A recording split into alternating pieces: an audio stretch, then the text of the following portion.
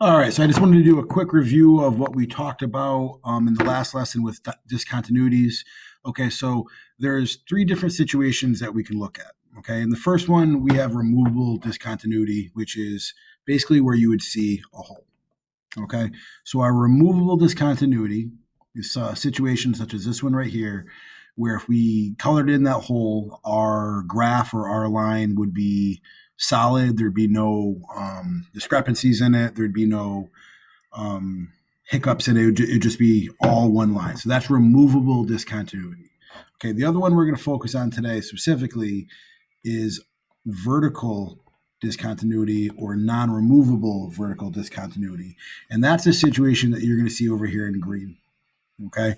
This is a situation where there's a jump in this case. Okay. And you see it vertically going from the open circle to the colored in circle. It's not like I can just color in one of those circles and all of a sudden my line is one. I would have to jump to get there. So this is a non-removable jump discontinuity. But what's the third type? So the third type is a situation where there's none. Okay, it's kind of what you learned in Algebra 1, Algebra 2, maybe geometry. So no discontinuity would just be a situation where you have some sort of graph where there's no holes, there's no gaps. It's just one flowing graph from point to point. Okay, so those are the three types to remember. The hole, which is removable discontinuity, is color in the circle and you're okay.